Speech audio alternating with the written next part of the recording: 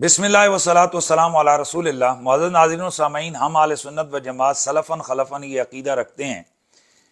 کہ معصوم شرعی کا اطلاق انسانوں میں سے صرف اور صرف انبیاء علیہ السلام کی ذوات قدسیہ پر کیا جا سکتا ہے، جبکہ اہل بیت اطہار، صحابہ کرام اور اولیاء اعظام میں سے اللہ تبارک و تعالی جسے چاہتا ہے اسے خطاؤں اور گناہوں سے محفوظ رکھتا ہے۔ حضرت سیدۃ النساء العالمین بی بی پاک سیدہ فاطمۃ الزہرا رضی اللہ تعالی عنہا، آپ سیدۃ المحفوظین ہیں اور خلیفہ بلا فصل افضل البشر بعد الانبیاء بالتحقیق حضرت سیدنا ابو بکر صدیق رضی اللہ تعالی عنہ سید المحفوظین ہیں۔ جاگیر فدق کے معاملے میں حضرت بی بی پاک رضی اللہ تعالی عنہا کا حضرت ابو بکر صدیق رضی اللہ تعالی عنہ سے مطالبہ کرنا یہ قرآن کے ظاہری عموم کی وجہ سے تھا،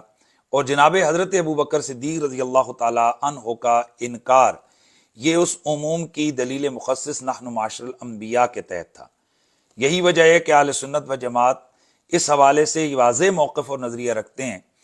کہ قضیہ فدق میں نہ تو حضرت بی بی پاک رضی اللہ تعالی عنہا غلطی اور خطا پر تھیں، اور نہ ہی جناب حضرت ابو بکر صدیق رضی اللہ تعالی عنہ نے اس معاملے میں کوئی غلطی اور کوئی خطا کی ہے۔ جبکہ ڈاکٹر اشرف آصف جلالی صاحب یہ امت میں پہلے شخص ہیں کہ جنہوں نے حضرت بی بی پاک سیدہ فاطمۃ الزہرا رضی اللہ تعالی عنہا کے حوالے سے اس قضیہ فدق کے معاملے میں یہ کہا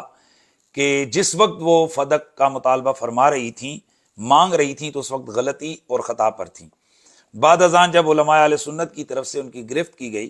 تو انہوں نے اپنے دعوے کو ثابت کرنے کے لیے مزید کئی ایسی غلطیاں کی ہیں کہ جن سے واضح طور پر عقیدہ اہل سنت سے انحراف لازم آتا ہے۔ جیلم مناظرہ کے ایپیسوڈ کے بعد اشرف جلالی صاحب کے متعلقین کی طرف سے یہ مطالبہ سامنے آ رہا ہے کہ میں لاہور اور 1000 بندہ لے کے جاؤں اور وہاں جا کر میں اس مسئلے خطا پر ان لوگوں سے مناظرہ کروں تاکہ حق اور ابطال باطل ہو اور اہل سنت و جماعت کے اندر جاری جو انتشار اور افتراء کی کیفیت ہے اس کا خاتمہ ہو۔ اس سلسلے میں میری گزارش ہے کہ واقعتاً اگر آپ لوگ مناظرہ کرنے میں سنجیدہ ہیں تو پھر دیانت اور اصول کا تقاضا تو یہ ہے کہ جس شخص نے یہ بے ادبی اور گستاخی کی ہے وہ اشرف آصف جلالی ابھی زندہ ہے، لہٰذا اشرف آصف جلالی صاحب کی موجودگی میں ان کے کسی بھی حاشیہ بردار، ان کے کسی متعلق یا کسی شکست خوردہ شاگرد کے ساتھ مناظرے کی تک ہی نہیں بنتی ہے۔ واقعتاً اگر آپ کے اندر اہل سنت و جماعت کا درد ہے تو پھر میں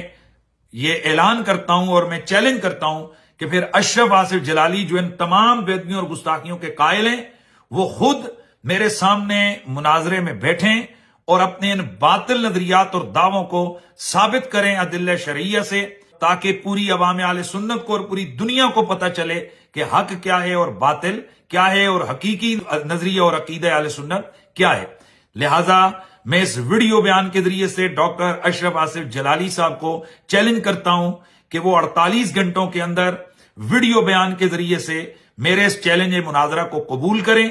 اور ہم آمنے سامنے بیٹھیں تاکہ اور ہمارا مناظرہ ہو۔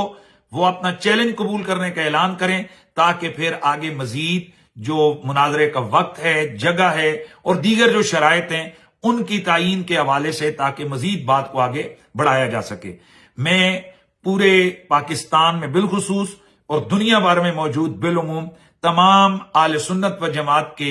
جید علماء کرام، سنجیدہ لوگوں سے یہ گزارش کروں گا کہ وہ اشرف آصف جلالی صاحب کے اوپر اخلاقی دباؤ ڈالیں کہ وہ اس مسئلے کو جڑ سے ختم کرنے کے لیے وہ میرے ساتھ میدان مناظرہ میں بیٹھیں تاکہ دنیا دیکھے کہ حق کیا ہے اور باطل کیا ہے۔